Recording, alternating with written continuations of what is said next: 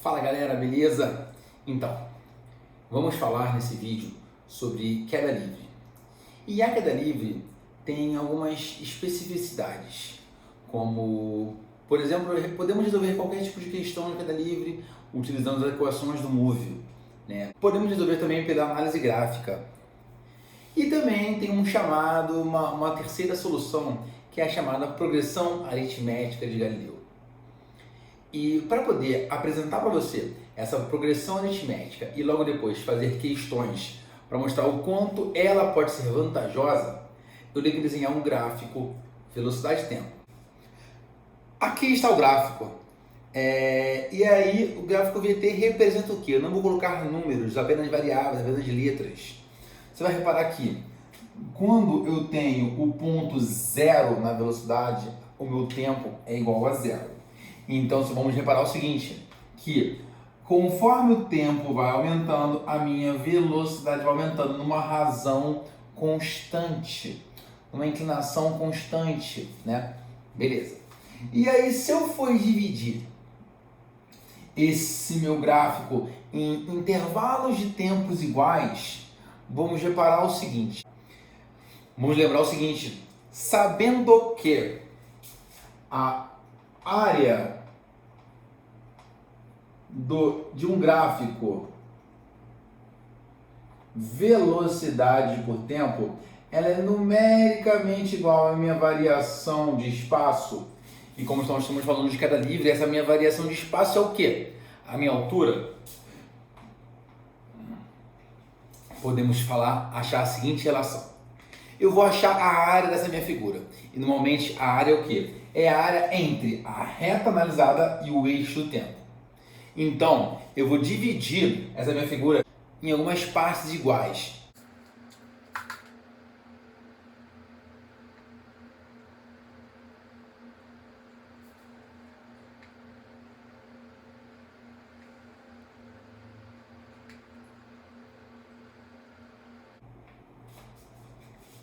Pronto. Dividi aqui. Não sei se você reparou, eu continuei aqui a reta da velocidade e em cada intervalo de tempo eu tinha um quadradinho, eu fiz a diagonal desse quadrado de vários quadradinhos até fechar. E formamos o quê? Triângulos. E todos os triângulos que tem aqui são iguais. Pô, mas como é que eu sei que o triângulo é igual? Qual era o triângulo? Vamos lembrar que a área de um triângulo qualquer, eu tenho aqui a sua base e a altura, que é um lado que é perpendicular à sua base. Vai ser base vezes altura sobre 2. E se o triângulo tem esses dois lados, que é a base e a altura, que são lados perpendiculares iguais, eu posso afirmar que o triângulo é igual. Repare o seguinte, ó. Esse triângulo aqui é igual a esse triângulo aqui. Tem a mesma base, que é o intervalo de tempo, e tem a mesma altura, que é a velocidade. Mas também é igual a esse triângulo aqui, que tem a mesma base e a mesma altura, porque para tempos iguais as minhas velocidades são iguais. E se você vai reparar que qualquer triângulo que eu pegue vai ter a mesma base e a mesma altura, seja qual for. Sabendo que eu vou ter vários triângulos e todos vão ter a mesma base e a mesma altura, podemos afirmar que os meus triângulos são iguais. Então, olha a afirmativa bacana que vai aparecer.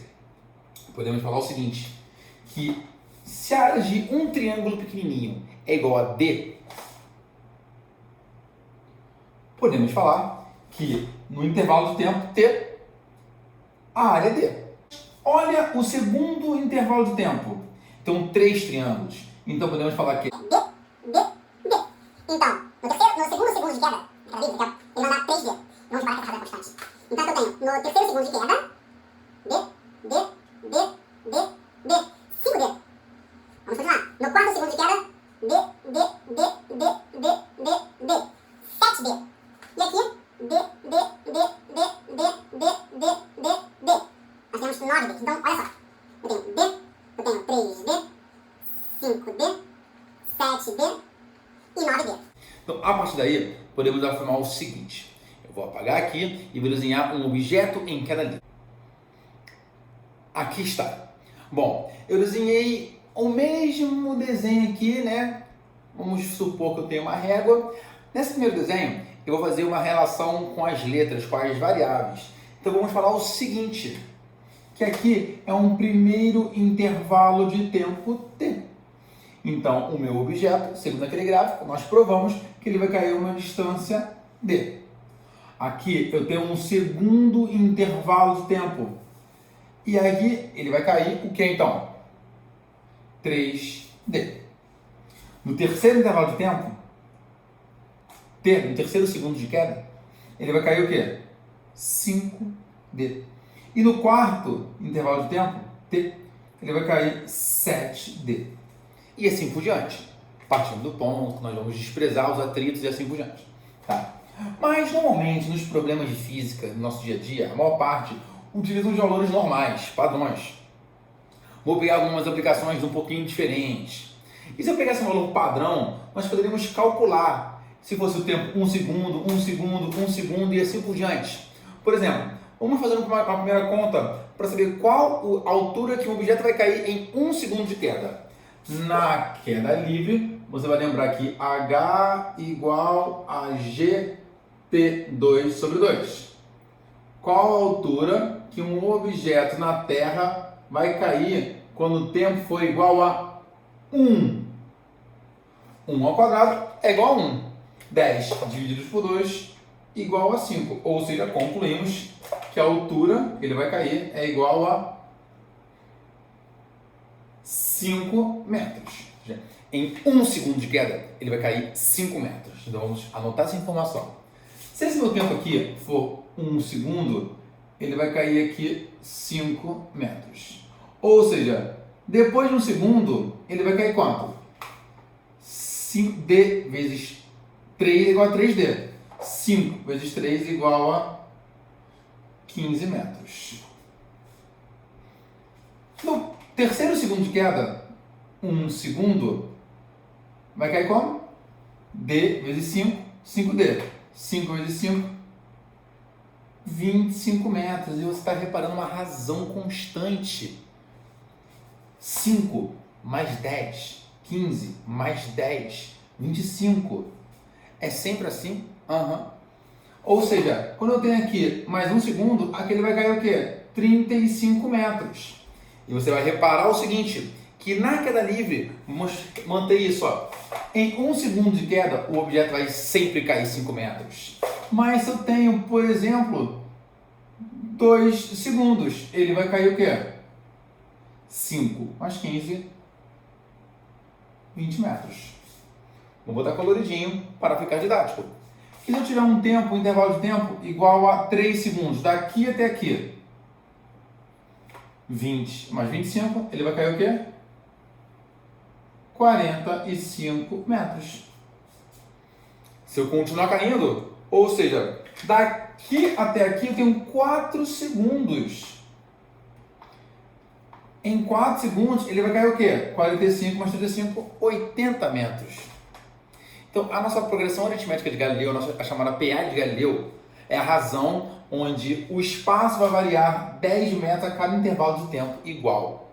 E ela pode ser utilizada com as variáveis também. Então, tem determinadas questões que com essa solução, que a princípio, para quem nunca viu, parece difícil, elas saem muito mais fáceis. Vamos resolver as questões? Vamos lá então. A primeira questão que eu vou resolver sobre queda livre, que vamos ver o quanto pode ser vantajoso a questão da PA de Galileu, da progressão aritmética de Galileu, é o seguinte, vamos resolver juntinhos. Vamos ler junto, ó. O móvel é abandonado em queda livre, percorrendo a partir do repouso uma distância d durante o primeiro segundo do movimento. Durante o terceiro segundo do movimento, esse movimento percorre uma distância... É sério mesmo? Durante o terceiro segundo? Seria só uma questão desse tipo? Onde eu tenho primeiro, segundo, segundo, terceiro, segundo. no primeiro segundo, ele anda D. No segundo, né? Ele anda 3D. No terceiro segundo, em 3 segundos, ele anda o quê? 5D. Letra C é a resposta. Porra, só isso? Aham. Com continha e dá um pouquinho mais de trabalho. Vamos fazer outra questão? Ela fala o seguinte, vamos ler junto. Joãozinho abandona do alto de uma torre um corpo a partir do repouso.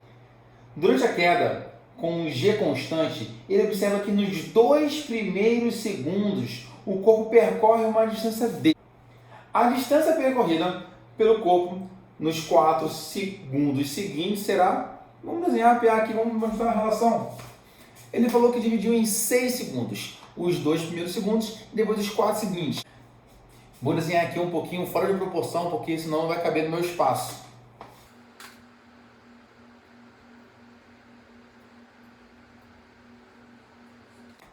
Tá quase uniforme aqui, né? Ele está aumentando o espaço, tá, gente? Então aqui eu tenho 1, 2 segundos. Aqui eu tenho 1, 2, 3, 4. 4 segundos. Aí ele falou o seguinte, aqui ele andou D. Galera, a PA de Galileu, ela anda em intervalos de tempos iguais. Então podemos falar o seguinte, são intervalos de tempos iguais, aqui eu tenho um intervalo de tempo e aqui eu tenho outro intervalo de tempo. Isso aqui é D, aqui é o quê? 3D, aqui é o quê? 5D. A pergunta, qual o espaço que ele percorreu nos 4 segundos seguintes? Quer saber? Quanto vale isso aqui? 3 mais 5, resposta 8D. Letra D de dado. Tranquilo? Em um dia de calmaria, um garoto sobre uma ponte deixa cair verticalmente, a partir do repouso, uma bola de instante T0 igual a 0 segundos. A bola atinge no instante T4 um ponto localizado no nível das águas do rio e a distância H do ponto de lançamento. Então, H é a minha distância total.